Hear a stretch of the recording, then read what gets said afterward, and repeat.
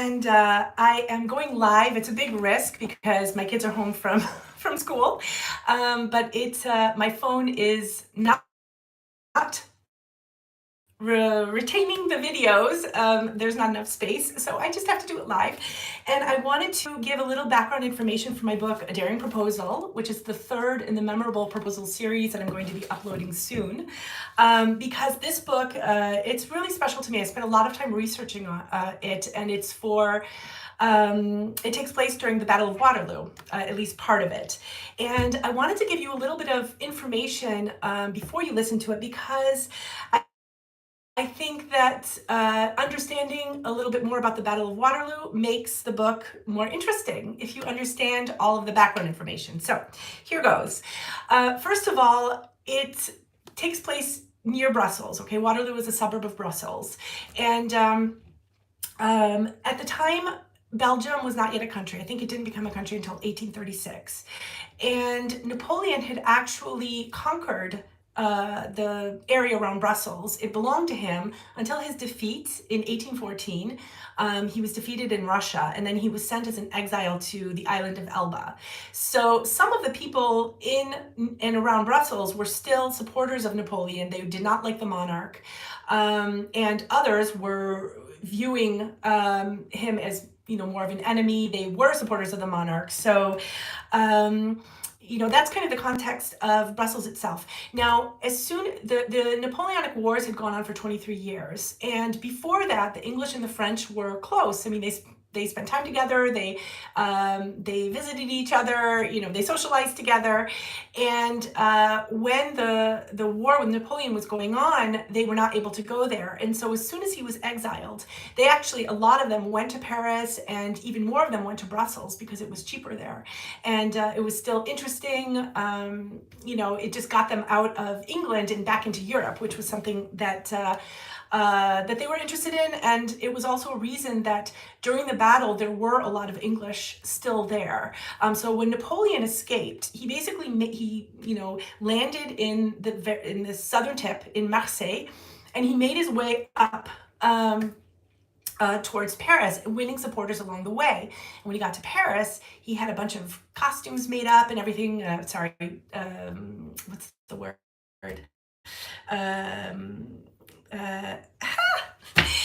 I don't know if you know this, but I actually live in France, and I'm French by marriage. And sometimes my brain escapes me. I can't remember what the English word is. What's the word that soldiers wear? Anyway, you know what I'm talking about. Sorry, I'm just a little nervous to go live. So he had the outfits made, the military outfits for his soldiers, and he was preparing to act swiftly, because at the same time that he was coming up, the Congress of Vienna was happening. And this had started in September of 1814, where all of the powers that had worked together to defeat Napoleon were kind of redistributing the territories. We were trying to figure out, okay, what are we going to do with all of the boundary lines that Napoleon conquered? We have to redefine them. And so Napoleon wanted to strike while they were all there. And so Wellington actually had to come back from Vienna to Brussels to be able to fight Napoleon for the Battle of Waterloo. So he did do that. I think it was in April or May that he arrived. And when Wellington got to Brussels, he reassured people nothing to worry about. So a lot of English did not leave. They just thought, this is fine. Wellington's under control. He's got everything under control. And he was a sociable man himself. And he wanted his aide de camp, his ADCs, to socialize, to go to parties and balls and things like that. So he always gave the appearance that he was not worried about a thing, that everything was under control. But in the meantime, the best of his army was still in America fighting the War of 1812. So he actually didn't have his best army to be able to fight. So he kind of had to pull together an ill-equipped army and work with all the allies, and even hire mercenaries to fight for him in order to be able to be ready to meet with Napoleon. So that kind of gives us all the background information. Now, the Battle of Waterloo, which actually took place in two different places, it only happened over the course of 3 days. So Napoleon's illustrious career ended with one sharp, swift 3-day battle. And Wellington told everybody, no, don't worry. When the Duchess of Richmond wanted to hold her ball, he said, you can do that. There's no threat. And it was in the middle of the ball, where all of his rankings soldiers were, his officers, that they got word that Napoleon stole a march on him. He was expecting to meet Napoleon further east, and Napoleon actually marched because he saw that quatre bras, which means 4 arms, was a crossroad that was essential to being able to make it to Brussels. So he went there with his army. And so they left the ball in the middle of the night.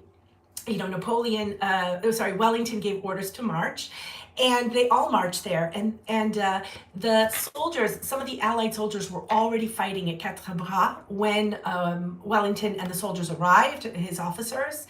And so the first thing he did was to meet with Marshal Blücher. I'm probably pronouncing that wrong, but he's Prussian. And Blücher was with the Prussians in Ligny, which was east, and Wellington was at Quatre Bras. And they met in the middle at a windmill. And they climbed up and they looked at the battle in the east. In Ligny, they looked in the west, and they decided that no matter what happened, they would stay parallel, because Napoleon's famous goal was to divide armies. So what his goal was to basically cut the English on one side and everybody else on the other side, and so that he could then defeat them. Then that's how he worked. So Wellington and Blücher decided that no matter what, they would stay parallel. And he said, I'm gonna, fight him, and then you come to my aid. And so that was the plan. So he got back to Quatre Bras, and the battle was raging. And one of the interesting ways of how Wellington ordered his troops was he had them form in square battalions. And so what happened was they would all be there. The front ones would be kneeling with a shield. The ones behind them had a long spear. And Napoleon's way of attacking was first to send kind of a punishing round of artillery, and Wellington had all of his soldiers lie down when that happened. And then he would send like thundering cuirassiers, I think it's called, like they're the soldiers on horseback with long spears, and he would send them. And so the French soldiers would come, and they would have to go around the square battalions, and people would be there with spears on all sides, and every time somebody got injured or killed, they would pull them into the middle. And so the middle of the square became this huge hospital. And but it allowed them to hold off Napoleon, even though they were greatly outnumbered. And so they finished that day, even though they had more casualties than the French. The English finished that day by getting the 2 farms that they wanted, the positions that they wanted. And the next day, so they spent the night. The next day they get up, and this was one of Napoleon's mistakes. He did not immediately charge, and he could have, because he would have had a swift victory, and that would have been the end of it. But for some reason, he didn't charge. And so Wellington, snapped close his telescope, and he said, well, if he's not going to bring the battle to me, then I'm going to have it on my own terms. And he had gotten word that the Prussians were badly mauled at Ligny. So he said, we're going to retreat back. We're going to go to the vantage point, Mont Saint-Jean, and that's where Waterloo is. And so that day they sent all the word to retreat.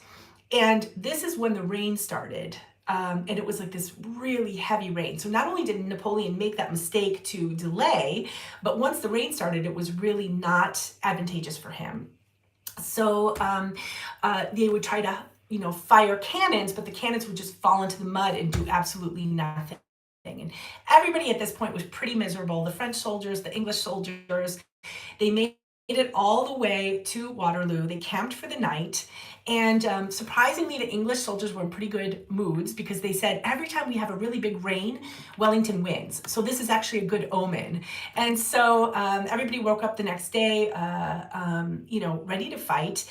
And but this started the Battle of Waterloo. So we're now on June 18th. And this was the worst battle. I mean, the Highlanders had the Chateau of Hougoumont, and so they were holding it, and they almost lost it. And they were literally, these huge, strong men were like pulling the gates closed against these hordes of soldiers, and then on the other side, they lost the farm La Sainte, and then they regained it again. I mean, and they still had the square battalions, and that was going on all day, and they were waiting for reinforcements. But all of the roads from Brussels to the post were clogged because the British were terrified. They were like, "That's it. We're going to be murdered," because the soldiers are coming, and there was a false alarm that the French had already won, and so the soldiers couldn't even get to them because of all of the fleeing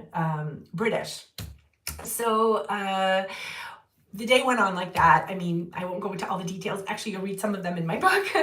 But towards the end of the day, they could see in the distance that the Prussians had vanquished the Napoleon's troops, and they were on their way. So Wellington could see that. So what he did was he had his soldiers make it look like a retreat, and he was famous for this, made it look like a retreat, had them all hide on the decline of where he was standing, and he had them wait, and at the very last minute, they rushed over the hill, and they, attacked the French, and the French were not prepared for the surprise, and so they just kind of threw down their arms, and "We've been betrayed, save yourself, it's over." And off they went, and then the Prussians joined them, and the Prussians were able to follow them, and any hopes for Napoleon being able to regather his troops was just lost. And so that is the story of Waterloo and the Battle of Waterloo and what happened. And I just think, the reason I wanted to tell this story is there's just so many stories of resilience and good endings, and there's so much tragedy as well, as always with war. And I just thought, what would it be like to add that spice to a love story? When the soldier is going off to fight for his country, and the girl is staying behind and waiting, and seeing the wounded come into the city, and wondering if she was ever going to see him again. So I will leave it for you to discover whether or not they see each other again. And I hope you like this little background information. And, I know history is not everybody's cup of tea. This one has a good, maybe 4 chapters of the battle, but I'm hoping that knowing a little bit of the background of the story will make it more interesting when you listen to the battle scenes, because then you will see it unfold before your eyes, and you will know a little bit more about a battle that perhaps you didn't know much about before. In any case, I spent 4 months totally immersed in books about this, and including reading the French version of a Napoleon soldier, and he was actually in Wavre fighting the Prussians, so he never even made it to Waterloo, and he was completely upset that Napoleon had lost. He couldn't believe it because he fought from him right from the very beginning. He followed his entire career. So anyway, this was a true story written, a memoir written by a French soldier. So anyway, love the history, and I hope you like this book. I hope you have a great day.